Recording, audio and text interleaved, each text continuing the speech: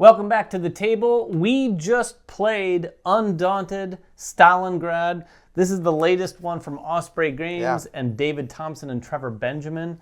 Truth be told, we've played Undaunted in the past. Regular. I think Undaunted Normandy, was the one I played. I played the very first one.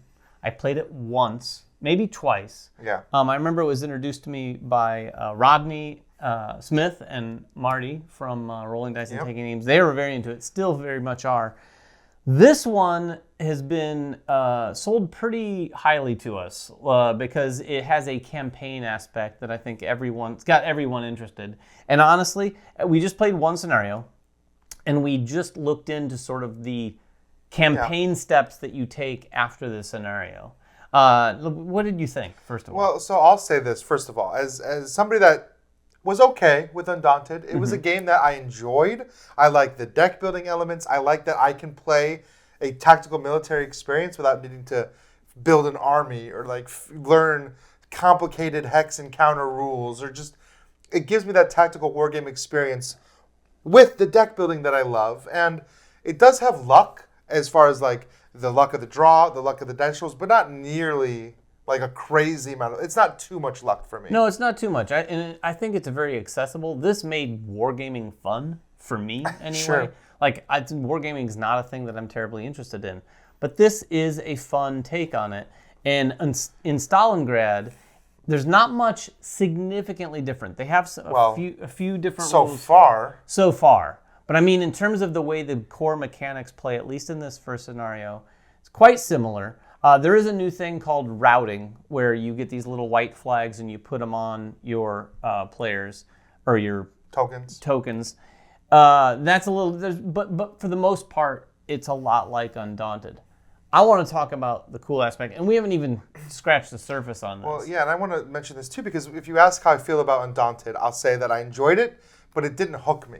There wasn't enough. I played twice, ever. There wasn't something that was drawing me to They're just one-off scenarios. Right, they're just one-off scenarios. You just get together and play them. But this Stalingrad with this campaign book... Yeah, we've each got our own campaign book. I'm ready to play again. It has hooked me and drawn me in way more than basic Undaunted did. And a lot of that is because of all that stuff that you do after the game, or in between games. Yeah, the stuff that you do in between games, and again, we can't go into great detail because we just started to scratch the surface. We're actually going to replay this mission as the beginning of the campaign, because it's effectively the same as the mission they suggest you just play to get your feet wet. But then we're going to take these steps, and these steps include, in no particular order, there's a casualties phase. So throughout the game, when you take casualties, you actually take those cards and put them in a casualty pile. During this phase of the game, after the scenario, one of the steps you go through is you take all the cards in your casualty deck, and depending on how many are in there, you're going to lose some. Permanently. Lose. Like for the campaign. For the entire however many missions you At least as far as we know, they're removed from the game. So if you get a lot of casualties, you're going to lose some portion of those. Then you take what's left over, you put it back into your deck that you have, and then you go through a process where you can get reserves for those casualties. So say I lost a Rifleman A. Well, there's a code on the bottom right-hand corner of the card that correlates to a reserve for Rifleman A.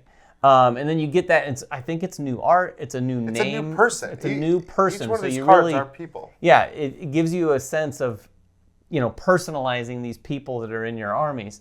Then you get that reserve unit. That reserve unit is going to be effectively another Rifleman A, but it might not have all of the abilities that are on the card. It's going to be worse. It's probably going to be worse. Because they're pulling back from the reserves. However, you can also upgrade cards. Yeah.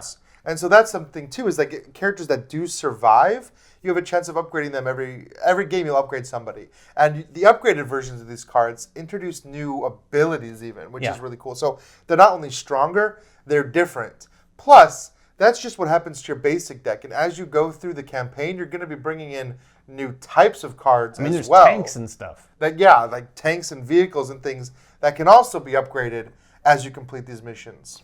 Yeah, it is kind of now this is not the kind of thing that we generally jump and go all the way through. I want to. I'm ready to. But I do want to play a ways into this to sort of experience what all of that feels like. The other thing about the way the campaign works is if one side wins or the other side wins, it kind of changes things. Now, we did take a sneak peek at how that would play out, and I don't want to ruin that, but it effectively, the second scenario might be one thing on one map if one player wins, but if the other player were to win, you go to a different second scenario, and the roles were kind of reversed in terms of what was going on. Yeah, it's interesting. So there is a narrative.